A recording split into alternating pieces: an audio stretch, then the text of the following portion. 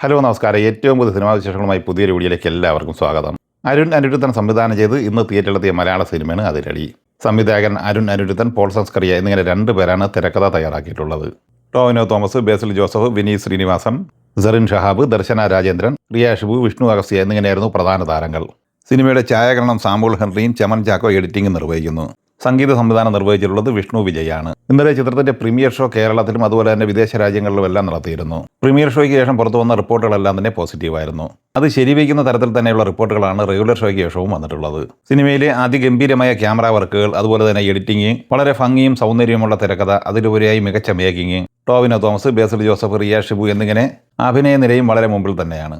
Premier ഷോയ്ക്ക് ശേഷം ചിത്രത്തിന് പോസിറ്റീവ് അഭിപ്രായം കിട്ടിയതോടെ ബുക്ക് മൈ ഷോയിൽ മികച്ച ട്രെൻഡിംഗാണ് കാണിക്കുന്നത്. ഇന്നലെ രാത്രി തന്നെ മണിക്കൂറിൽ 6000-ന് മുകളിൽ എത്തിച്ചേർന്ന ടിക്കറ്റ് വിൽപ്പന ഇന്ന് രാവിലെ 7000, 8000, 9000, 10000 വരെ എത്തിച്ചേർന്നിട്ടുണ്ട്. ഏറ്റവും കൂടുതൽ സിനിമയുടെ ബുക്ക് മൈ ഷോ ട്രെൻഡിംഗ് എത്തി നിൽക്കുന്നത് 12000 ടിക്കറ്റിന് മുകളിലാണ്.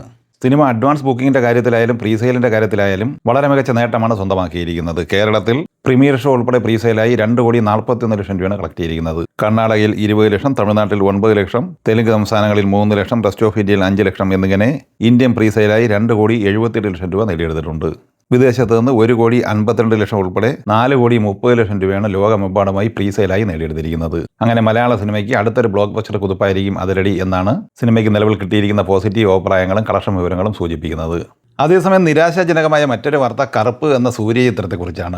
RJ ബാലാജി സംവിധാനം ചെയ്ത് ഇന്ന് മെയ് 14 റിലീസിംഗ് തീരുമാനിച്ച് ഇന്ത്യയിലും വിദേശ രാജ്യങ്ങളിലും ബുക്കിംഗ് പുരോഗമിച്ചുകൊണ്ടിരുന്ന ഈ സിനിമ ഇന്നലെ രാത്രിയോടെ തന്നെ ഇന്ന് രാവിലെ 9 മണിക്കുള്ള ഷോ മാറ്റിവെച്ചു എന്ന അറിയിപ്പ് വന്നു. നിർമ്മാണ വിതരണക്കാർ തമ്മിലുള്ള തർക്കവും സാമ്പത്തിക ഇടപാടുകളും ഇത് സംബന്ധമായി തമിഴ്നാട് സർക്കാരിനും നിർമ്മാതാക്കളുടെ സംഘടനയ്ക്കും പരാതികൾ കിട്ടിയതും കേസും നൂലാമാലകളുമൊക്കെയാണ് സിനിമയുടെ ഇന്ന് വ്യാഴാഴ്ചയിലെ റിലീസിംഗ് അനിശ്ചിതത്വത്തിലാക്കിയത്. പ്രശ്നം ചർച്ച ചെയ്ത് പരിഹരിച്ച് ഇന്ന് ഉച്ചയോടെ റിലീസ് ചെയ്യാമെന്ന് കരുതിയിരുന്നെങ്കിലും നിലവിൽ പുറത്തു വന്ന റിപ്പോർട്ട് അനുസരിച്ച് മോർണിംഗ് ഷോ മാത്രമല്ല നൂൺ ഷോ, മാറ്റിനി എന്നിങ്ങനെ മുഴുവൻ ഷോയും ക്യാൻസൽ ചെയ്യുന്ന അവസ്ഥയാണ് സംജാതമായിട്ടുള്ളത്. വിദേശ അഡ്വാൻസ് ബുക്കിംഗ് ഇന്നലെ രാത്രിയോടെ തന്നെ പല സ്ഥലത്തും ക്യാൻസൽ ചെയ്തിരുന്നു.